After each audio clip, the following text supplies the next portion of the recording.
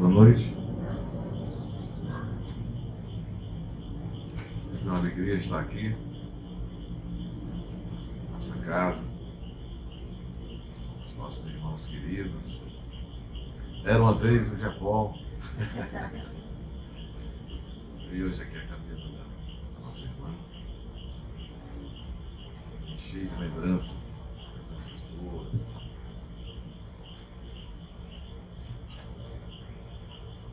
Que a paz do amado Mestre Jesus esteja conosco. A gente hoje vai falar um pouco das lições do Mestre Divino, quando ele diz: guardai os meus mandamentos. E a gente foi buscar uma inspiração para a nossa conversa fraterna de hoje, no livro chamado Boa Nova, do irmão X, Humberto de Campos, e que balize os nossos minutos de reflexão, essa assertiva: o reino do céu no coração deve ser o tema central de nossa vida, porque tudo o mais é acessório. O reino do céu em nossos corações é a nossa grande busca, e tudo o mais ser-nos-á dado por acréscimo de vontade do Pai.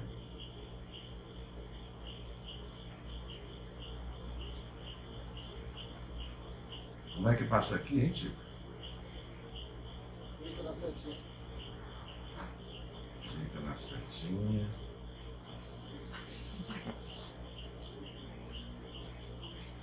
Dois a 0 para o computador.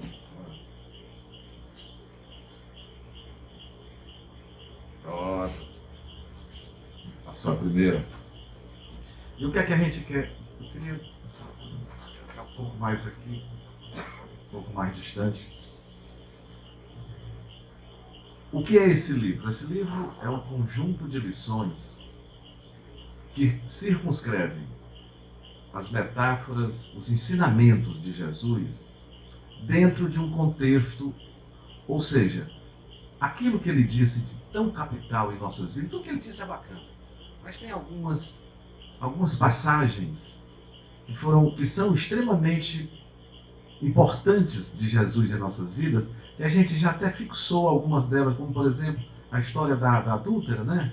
Que foi um bocado de gente leva ela para a praça e Jesus estava, né, a escrever ali no chão. Então, em que circunstância Jesus passou-nos aquele ensinamento? Então, o livro é esse conjunto de circunstâncias em que Jesus ensina-nos essas coisas grandiosas que nos balizam a vida. E esse conjunto de histórias, por esse repórter do além, Humberto de Campos, é-nos, pelo menos em 7 dessas lições, alguma coisa que a gente vai tentar hoje colocar no coração. Hoje, mas a gente já está no Espiritismo há tantos anos, pois que reflitamos hoje sobre o que Humberto de Campos diz à luz do Evangelho de Jesus, para ver se hoje toca-nos o coração esses ensinamentos. Enquanto o Robson fazia a prece, enquanto a Vitória dava os seus avisos, eu estava ali a pedir a Bezerra de Menezes que me influenciasse e me inspirasse para tentar dizer para vocês aquilo que Humberto de Campos diz na mediunidade psicográfica do Chico Xavier. Porque toca-me muito fundamente tudo o que ele diz, tá bom? Então eu vou dizer para vocês em 7 lições, na verdade são 30 lições, são algumas passagens em que a gente situa o Cristo dizendo aquilo que nos interessa, ok? A primeira delas diz respeito ao perdão. Como foi que Jesus, em que circunstância Jesus diz a Pedro: perdoarás não 7, mas 70 vezes 7 vezes. Eu vou dizer só aqui o primeiro parágrafo de Humberto de Campos, para depois a gente debater o que está escrito ali. Diz assim: as primeiras peregrinações de Cristo e dos discípulos em torno do lago de Genezaré haviam alcançado imovidáveis triunfos. Eram doentes, atribulados, que agradeciam o alívio, buscando ansiosamente as suas curas, trabalhadores humildes que se enchiam de santas consolações ante as promessas divinas.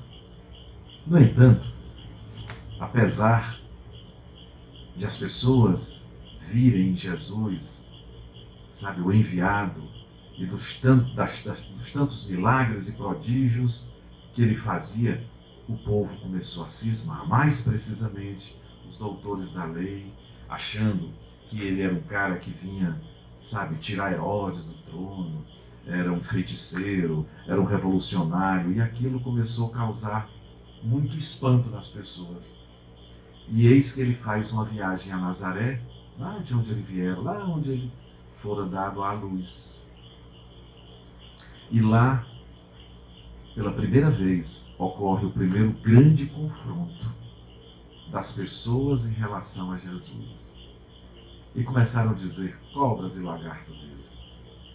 Filipe e Pedro, por exemplo, começaram a fazer a defesa e defendiam, inclusive com palavras mais ásperas. E Jesus, naquela calmaria, resolve retirar-se de Nazaré. Foi pela primeira vez em Nazaré que Jesus conhece o grande confronto da sua ideia libertadora em relação à sombra que pairava naqueles homens de então.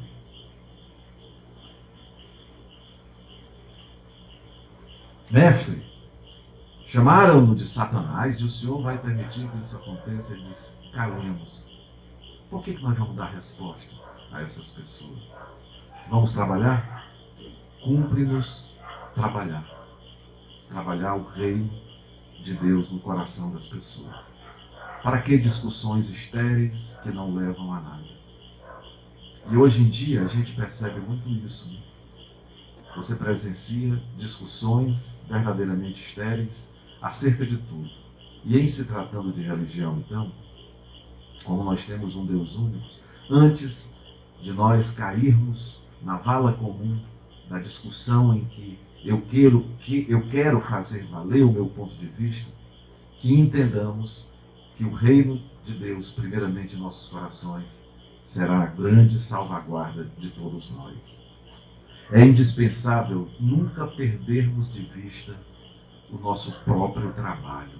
Eu estou aqui, tomando meu chá, e o Tito vem falar da construção de uma casa para um irmão. Estou hoje dando um plantão no Peter Pan e um amigo me liga dizendo: consegui 150 quilos de alimento, viu, Vitória? E quero levar lá na dona Gersila. Sabe? Ali na Bezerra de Menezes, aquela senhora de 90 e poucos anos, que tem um lar de criança, que lida com criança. Aí ele quer levar para lá. Eu podia até ter pedido para cá, né? Como é? Pois é. Mas eu vou falar com ele, vou dar o telefone do Tito aqui. Tá bom? Se nos labores da vida um companheiro nos parece insuportável, veja bem, Jesus dizendo isso a Pedro, é possível que também algumas vezes sejamos considerados insuportáveis para as pessoas.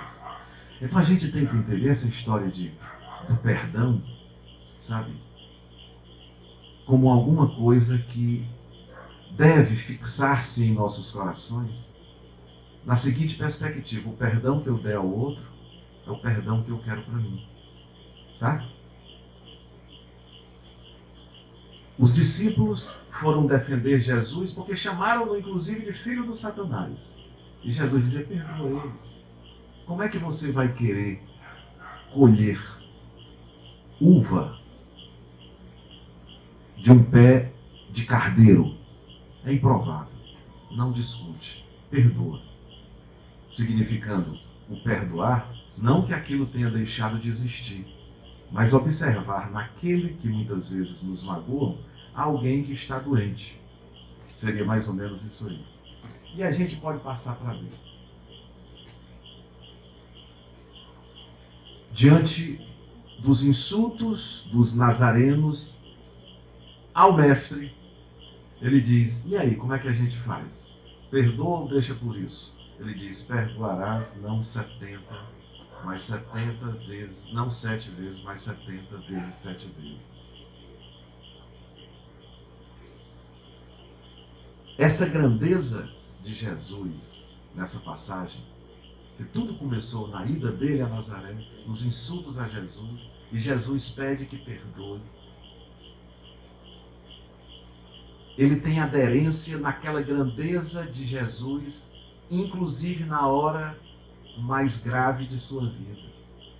Então ele não nos ensinou algo casual. Até na hora da morte, ele diz, perdoai, Pai, a eles todos, porque eles não sabem o que fazem. Então foi nessa circunstância que ele pronuncia essa história do 70, não perdoarás, porque Pedro pergunta, quantas vezes deverei perdoar o meu irmão? Foi nessa circunstância. Foi no auge de Jesus dos milagres, na ida a Nazaré, nas críticas que faziam a ele, e ele diz, Pedro, perdoa, Pedro. Entendido? Discute não, Pedro. Perdoa, ser maior.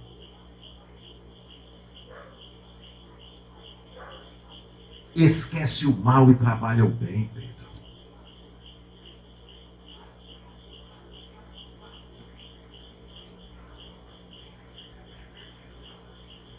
De novo.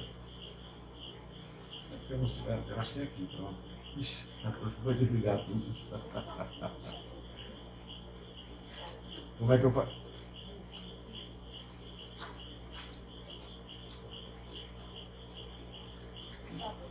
Pensar que estava era ali perto do Felipe, eu só pedindo o Felipe passando.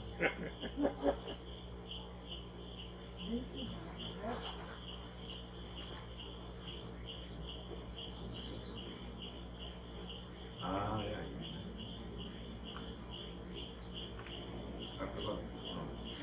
Aqui, né? Então, o próximo é só fazer aqui, né?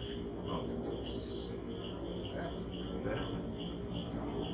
Amor e renúncia. É a lição 12 do livro. Tem a ver com as bodas de Caná. Era um casamento que estava havendo em Caná da Galileia. E Jesus foi convidado e foi lá com seus discípulos. E a certa hora, faltou o vinho. E Maria, mãe dele, diz, faltou vinho, e aí? Vai fazer um milagre não, hein? E ele diz, peraí, pega ali uns potes, umas bilhas, enche de água e ele transforma aquela água daquelas bilhas, daqueles potes, em vinho.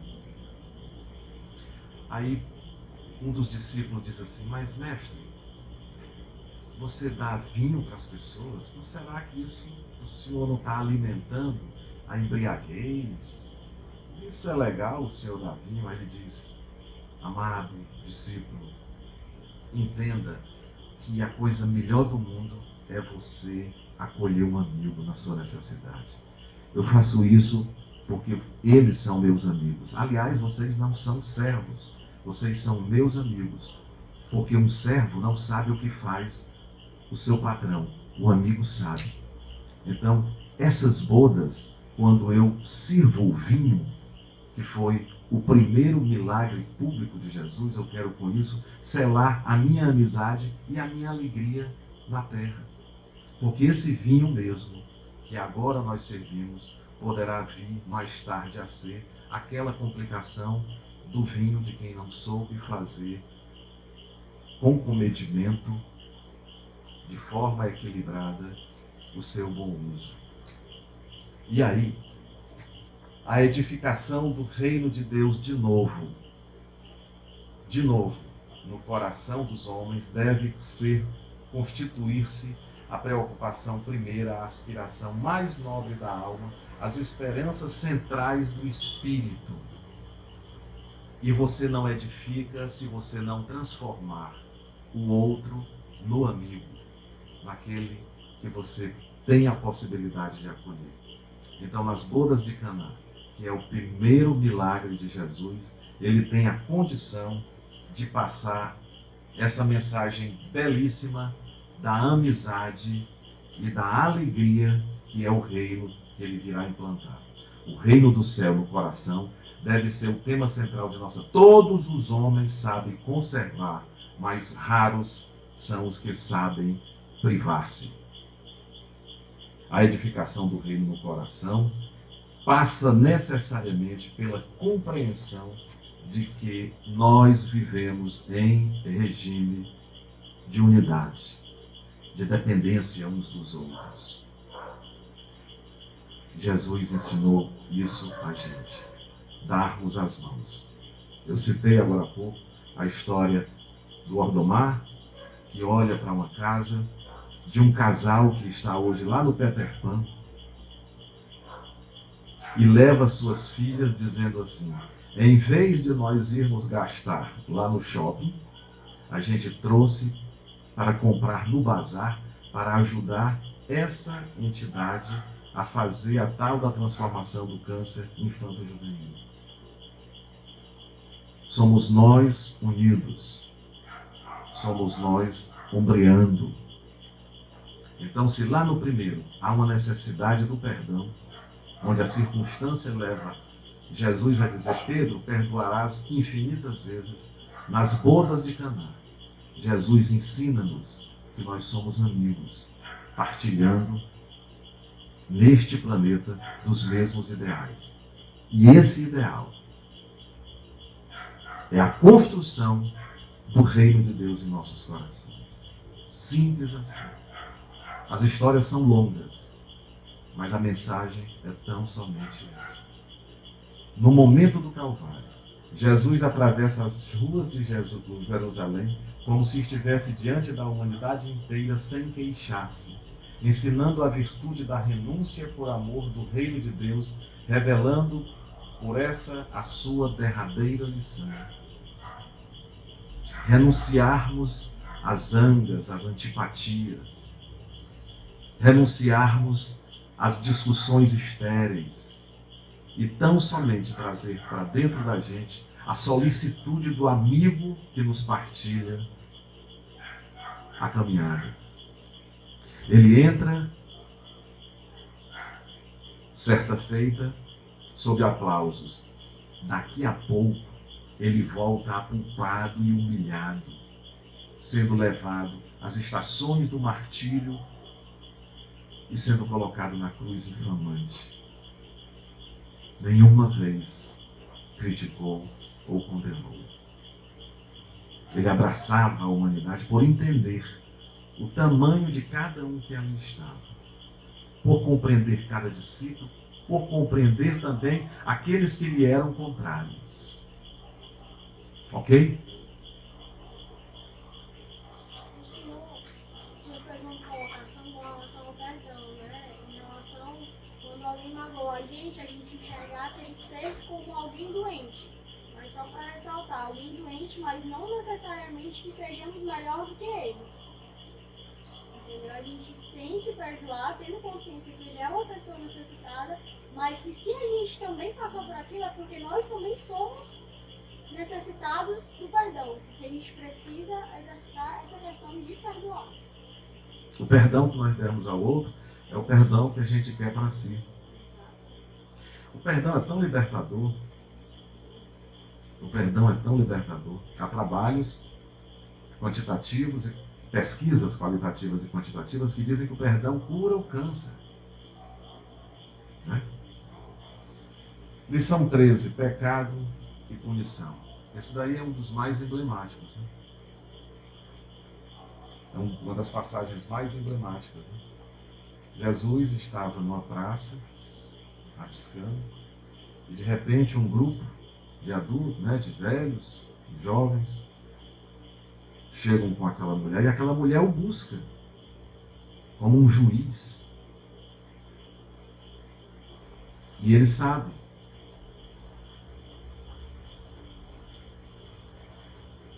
que aquela crítica é porque ela teria cometido uma traição.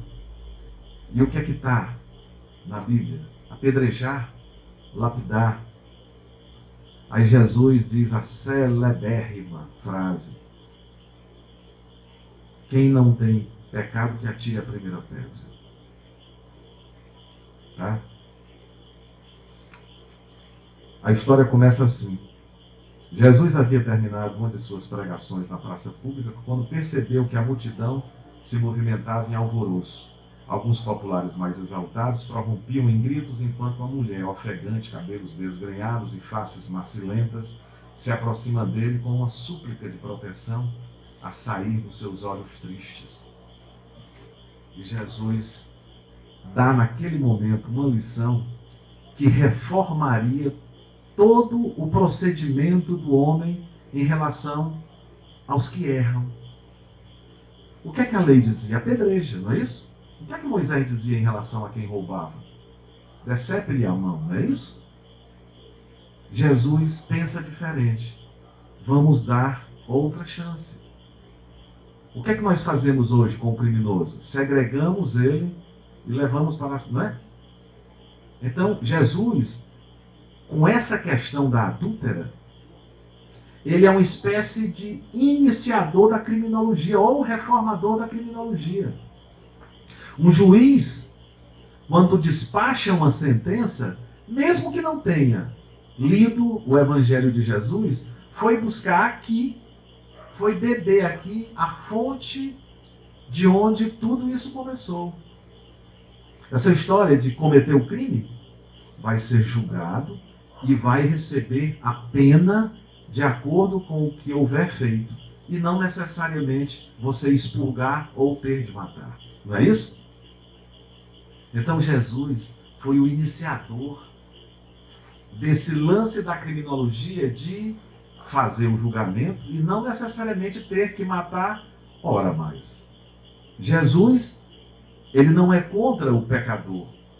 Ele quer que nós tiremos essa doença da gente. É tanto que ele diz: eu não vim aqui para tratar dos sãos, eu vim aqui para cuidar dos doentes. Ok? Então, essa passagem da adúltera, ela é extremamente reveladora da grandeza de Jesus em relação à nossa pequenez moral. Do quanto ainda nos falta galgar degraus de elevação. Não é porque você errou que você está expurgado. Não. Nós temos a chance de refazermos caminho. Não é não? O caso de Zaqueu. Zaqueu era um homem de má vida, um cobrador de impostos, tal como Levi e Mateus. Mas aquele homem que os próprios discípulos não acreditavam, é capaz de encher-se do espírito do amor de Jesus e mudar.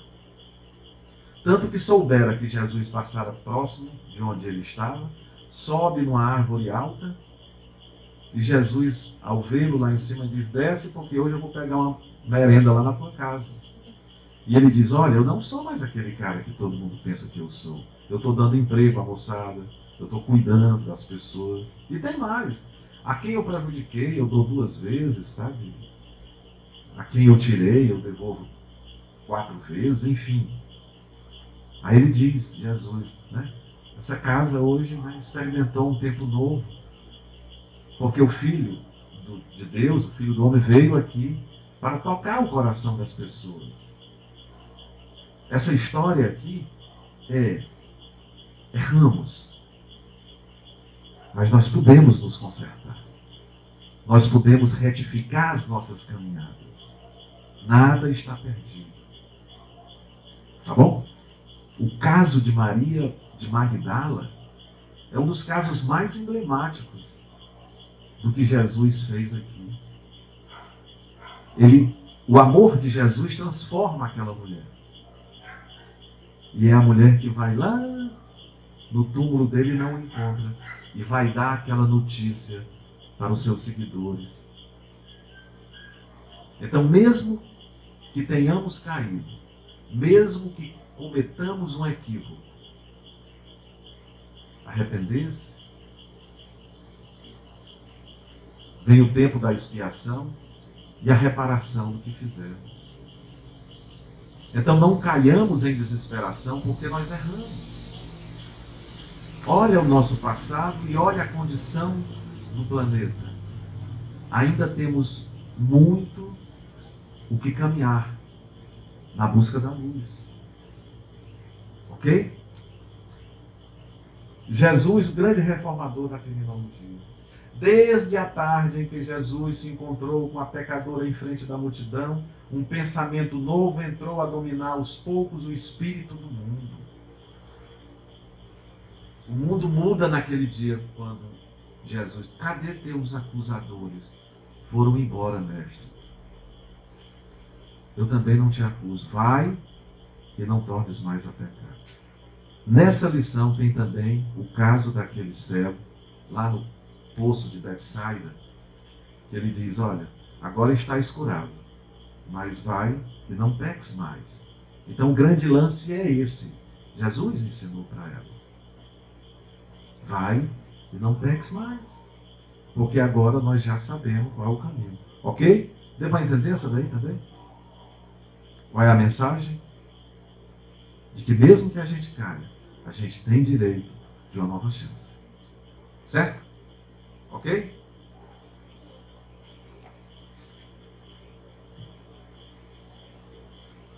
O testemunho de Tomé.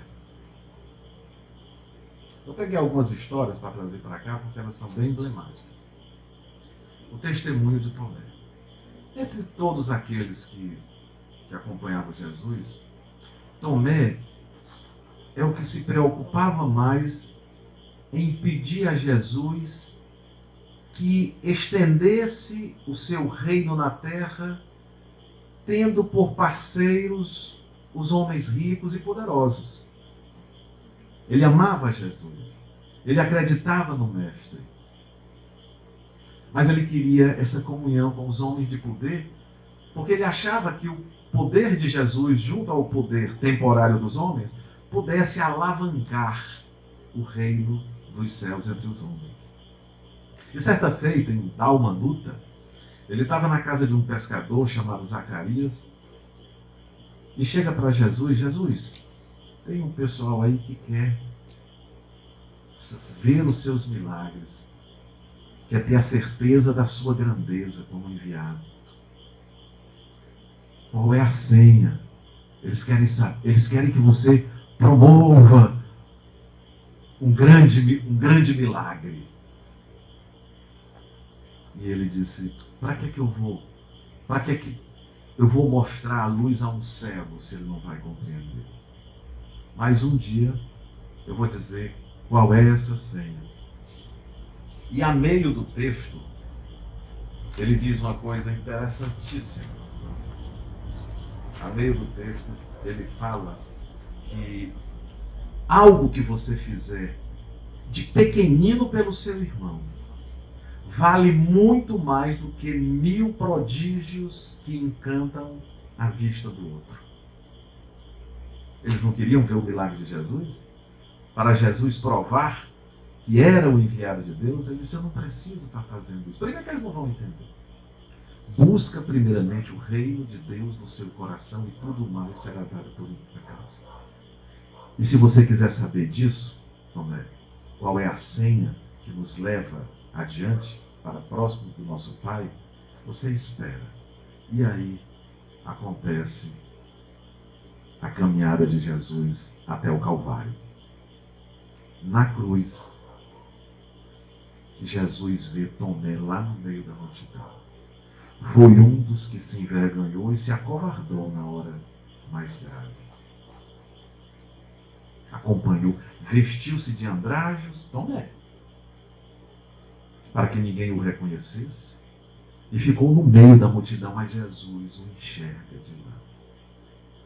Como se dissesse, a certo momento, levanta a cabeça e diz, é esse o sacrifício que eu te falei, Tomé. É essa a senha.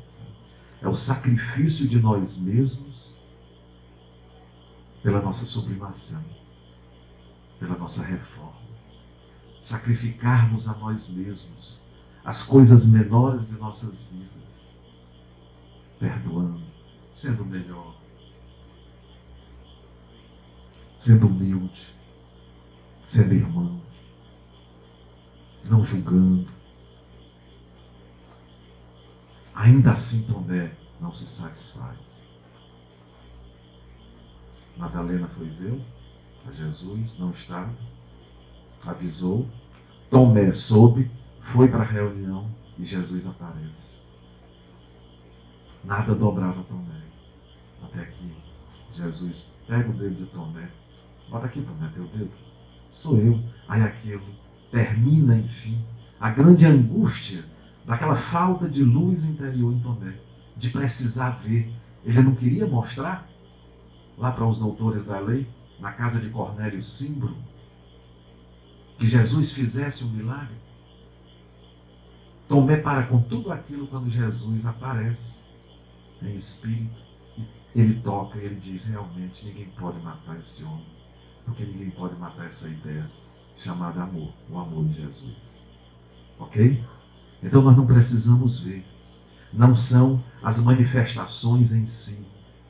E aí vai uma lição belíssima do Espiritismo. O fenômeno é acessório. O que nos importa mesmo, no Espiritismo cristão de Jesus, é a transformação que ele for capaz de edificar no coração de cada um de nós. Aí vai lá para o começo da nossa história. Acima de tudo, o reino de Deus em nossos corações. Ok? Eu já vi um médium que as pessoas pediam para tirar um tumor e botar na mão.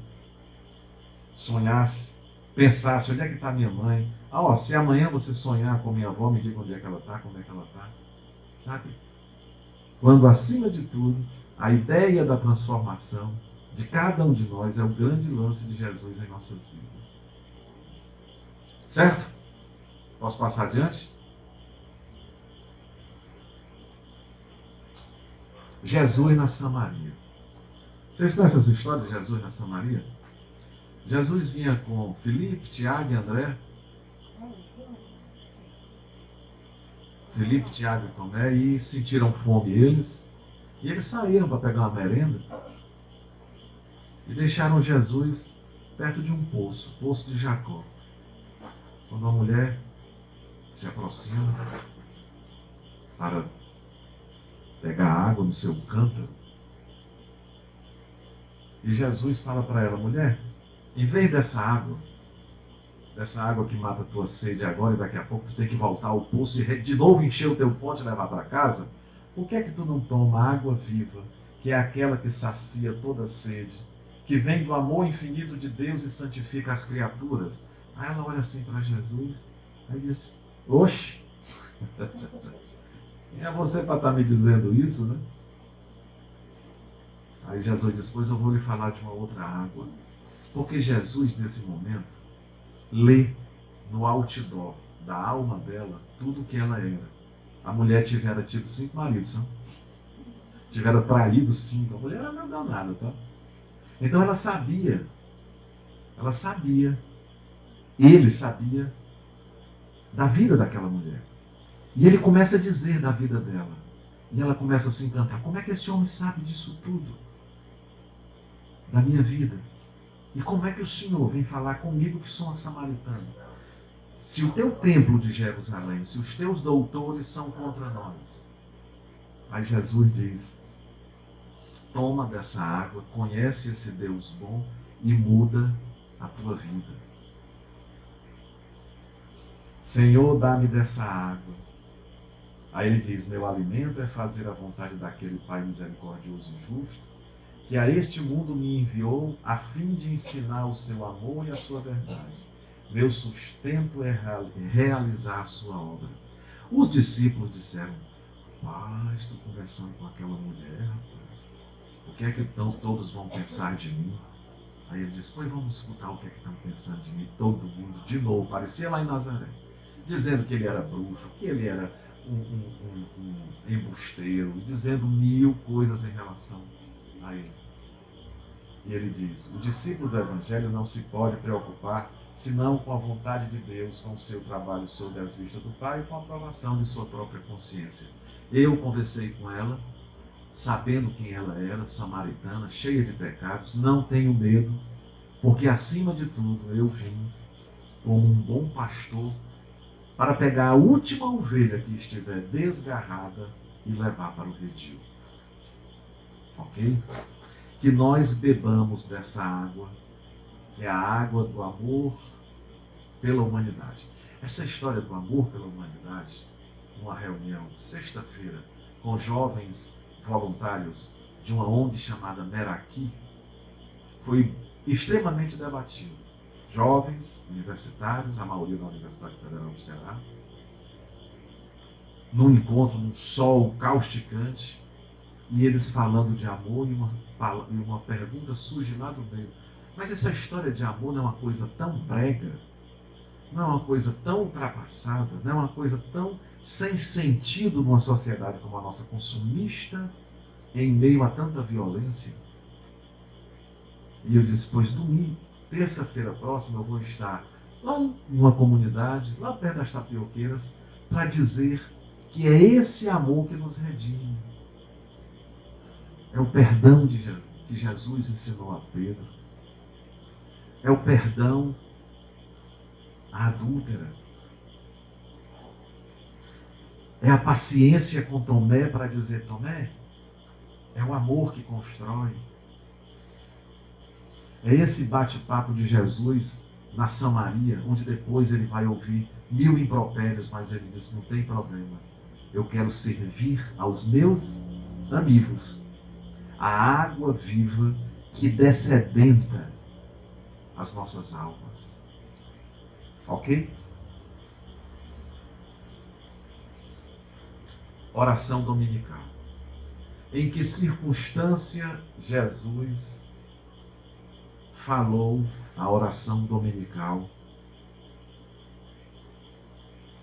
Seja provavelmente para Tadeu, Mateus ou Filipe. Mestre, diz Pedro, será que Deus nos ouve todas as orações? E Jesus diz: não tenhas dúvidas, certo, Pedro, todas as nossas orações são ouvidas. Todas as nossas orações são ouvidas. A oração é o canal, é o intercâmbio nosso com Deus. Os Espíritos levam até Ele as nossas rogativas. Oramos para agradecer, para pedir, para exaltar. Tem uma história de Divaldo Franco bacana, que ele estava dando uma palestra na Inglaterra. Aí ele disse: eu também faço uma oração pelo dia de hoje, por estar vivo, pedindo forças, para não cair. Aí uma mulher disse: eu quero fazer uma pergunta. E fez depois: pois eu oro também por as coisas que não foram boas que aconteceram comigo. Eu oro pelas coisas, porque essa coisa que não foi boa é a coisa que me ensina a ser melhor. Então toda a nossa oração é ouvida. A questão é o que pedimos, como pedimos. Não basta só a gente pedir. É necessário que a gente entenda aquilo que nos cabe obter. Pois é dando que se recebe. Não é assim?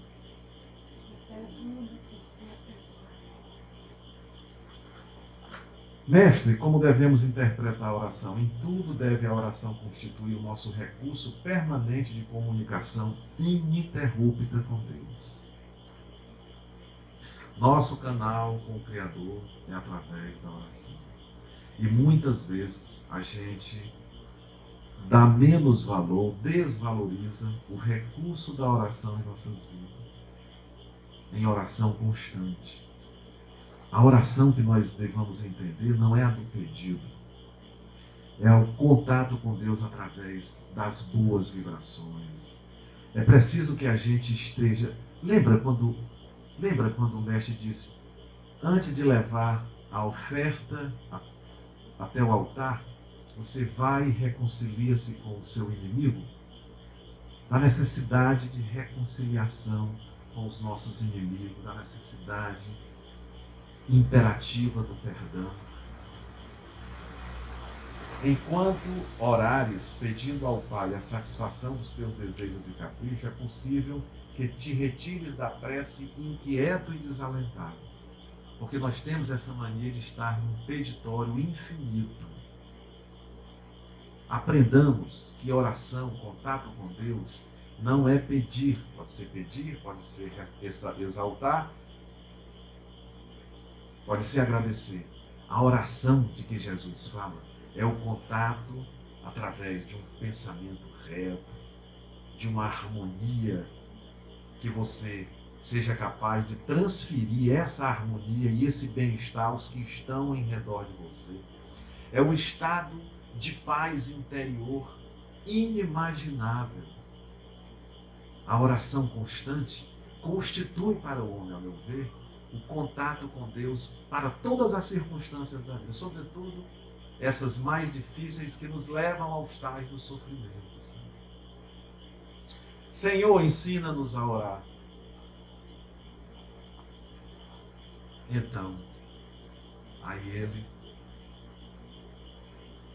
fala, e Mateus, que era o mais letrado, escreve então a oração dominical. E se vocês me permitirem, eu vou ler.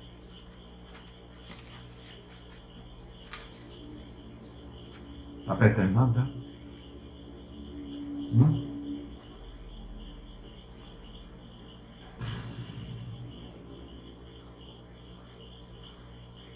Um dos filhos de Alfeu, Tiago, Judas Tadeu, Mateus, reconhecendo que a necessidade de orar era interessante, adiantou-se pedindo a Jesus: ensina-nos. Dispondo-os em círculo, e como se mergulhasse o pensamento no invisível oceano de luz, o Messias pronunciou pela primeira vez, a oração que legaria à humanidade, elevando seu espírito magnânimo ao Pai Celestial e colocando o seu amor acima de todas as coisas, Jesus exclamou: Pai nosso que estás nos céus, santificado seja o teu nome. E ponderando que a redenção da criatura nunca se poderá efetuar sem a misericórdia do Criador, considerada a imensa bagagem das imperfeições humanas, ele continuou: venha a nós o teu reino. Dando a entender que a vontade de Deus amorosa e justa deve cumprir-se em todas as circunstâncias, acrescentou Jesus: seja feita a tua vontade, assim na terra como nos céus. Esclarecendo que todas as possibilidades de saúde, trabalho e experiência chegam invariavelmente para os homens da fonte sagrada da proteção divina, prosseguiu Jesus: o pão nosso de cada dia dá-nos hoje. Mostrando que as criaturas estão sempre sob a bênção da lei de compensações e que cada um precisa desvencilhar-se das penosas algemas do passado obscuro pela exemplificação sublima do amor, acentuou o Cristo: perdoa-nos as nossas dívidas, assim como nós perdoamos aos nossos devedores. Conhecedor, porém, das fragilidades humanas, para estabelecer o princípio da luta eterna dos cristãos contra o mal, terminou a sua oração, dizendo com infinita simplicidade, segundo a pergunta de um dos filhos de Alfeu: não nos deixeis cair em tentação e livra-nos de todo o mal, porque teus são o reino, o poder e a glória para sempre. E disse, finalizando: assim seja. Levi, o mais intelectual dos discípulos, tomou nota das sagradas palavras para que a prece do Senhor fosse guardada em seus corações humildes e simples. A rogativa de Jesus continha em síntese todo o programa de esforço e edificação do cristianismo nascente. Desde aquele dia memorável, a oração singela de Jesus se espalhou como um perfume dos céus pelo mundo inteiro. São muitas outras histórias, mas a essência de tudo o que o irmão X nos diz pela mediunidade de Chico Xavier, nesta obra, no livro Boa Nova, é: seja qual for a circunstância em que Jesus pronunciou aquele ensinamento chega-nos para nós outros como um caminho de luz para que sigamos com determinação e com coragem para a nossa transformação e conquista da nossa paz interior. A luta do homem, Aristóteles já dizia 300 anos antes de Jesus, a meta do homem em humanidade é a busca da sua paz interior. Jesus deu-nos a exemplificação. Nascido na manjedoura, morto na cruz infamante, 3 anos de vida pública, ensinamentos que jamais passarão. Gandhi afirmava que se a humanidade conhecesse somente o Evangelho de Jesus, seríamos outros. Está a terra a pipocar de violências de toda ordem. Violência essa que chega-nos à nossa cidadela. Mas é parte. Vivemos uma transição. E o pedido maior para as nossas consciências é que mudemos. A paz no mundo começa na paz de cada um. Quando Jesus diz, eu vos trago, eu vos deixo a paz, eu vos dou a minha paz, é porque a paz dele não é a nossa paz. A nossa paz é a tranquilidade do bom lar, do bom trabalho, sem que nós imaginemos que nós estamos numa travessia e há muitas dificuldades. E como vencê-las? Com o esforço real de cada um. Jesus oferece-nos, por meio do seu Evangelho, esse caminho. Basta que o sigamos, entendendo que a minha felicidade reside no bem que eu fizer ao outro. Não tem saída. Da mesma forma que eu quero o perdão da ofensa para mim, dê também ao outro. Em suma, vá lá na oração dominical, que é o Pai Nosso, e resgate toda a sua essência, porque o Cristo ali vivo está. Era isso que eu queria dizer para vocês.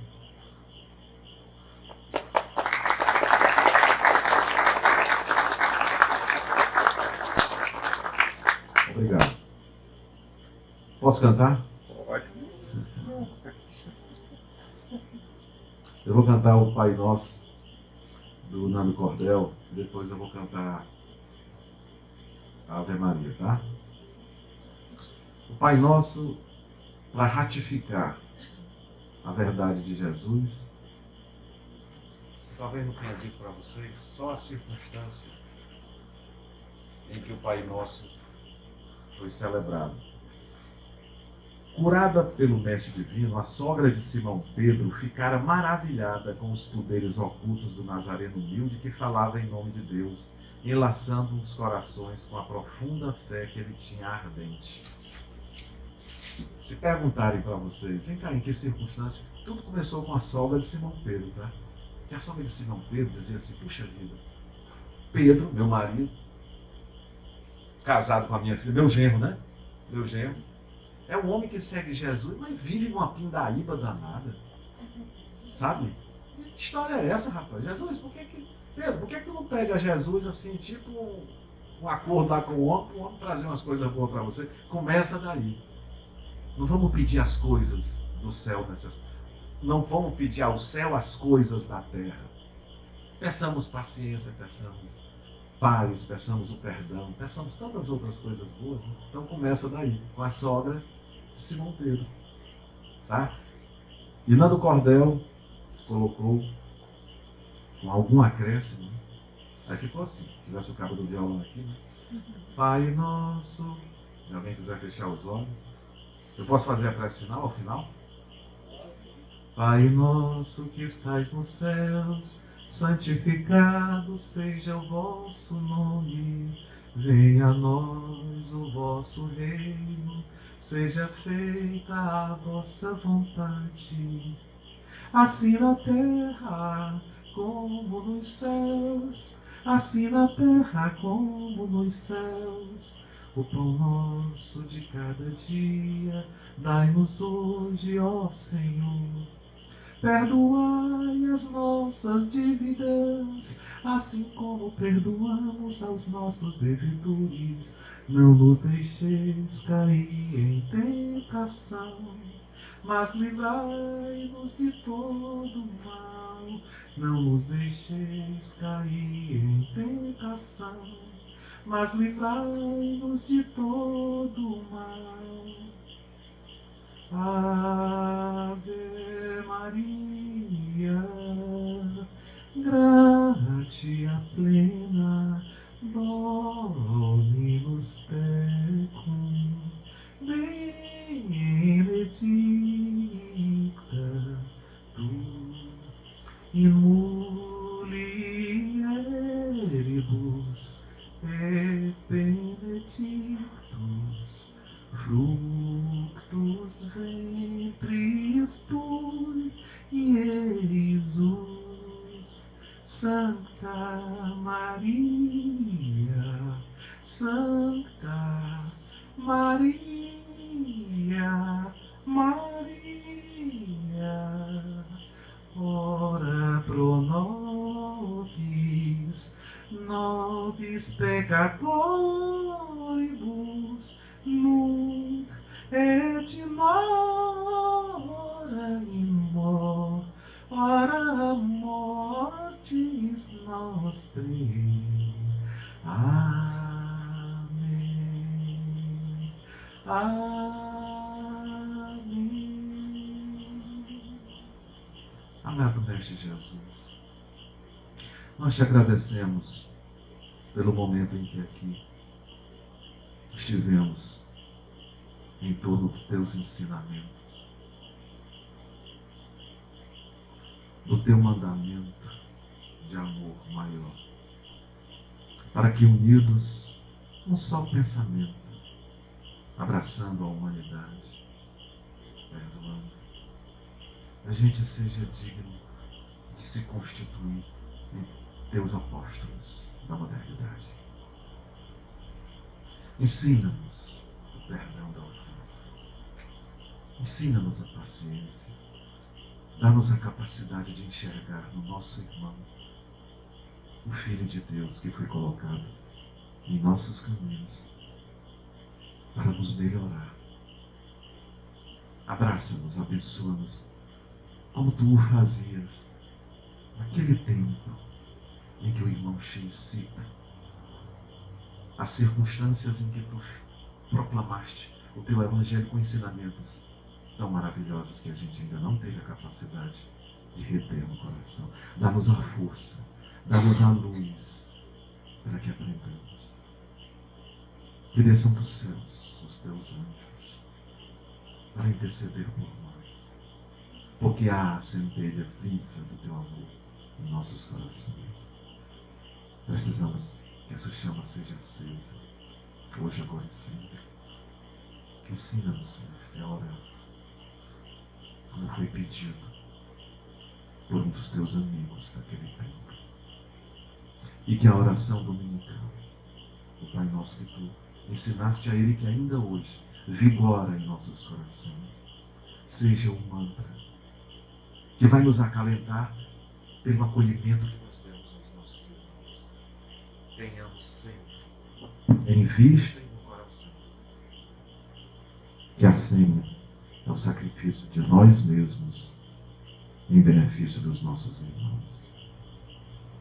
Da mesma forma que perdoaste tantas e tantas vezes os teus algozes, inclusive na hora mais grave, ensina-nos também a e faz de cada um de nós instrumento do teu amor na terra.